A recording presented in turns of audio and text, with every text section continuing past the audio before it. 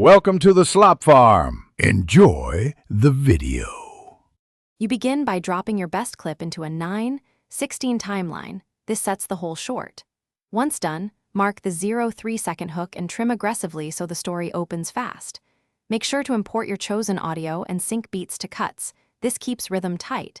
You should enable snapping and add markers where a visual change will land, because precise timing makes viewers stay. Now cut to the cleanest footage and hide unusable frames, so the next steps focus only on strong material. You refine the middle by matching motion and pacing to the audio. Cut on transients, nudge clips by 1/2 frame when a hit feels off, and use short speed ramps 0, 2 to 0, 6 seconds to emphasize action. At the same time, harmonize look.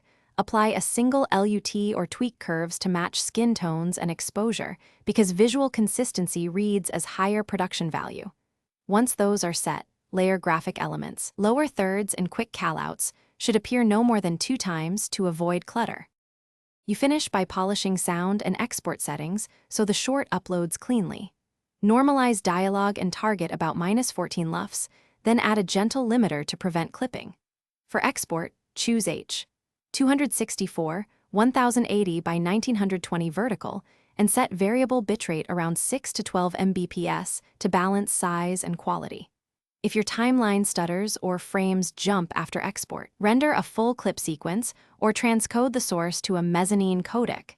This fixes mismatched frame rates and corrupt frames quickly. Thanks for watching. Consider subscribing if we helped you today.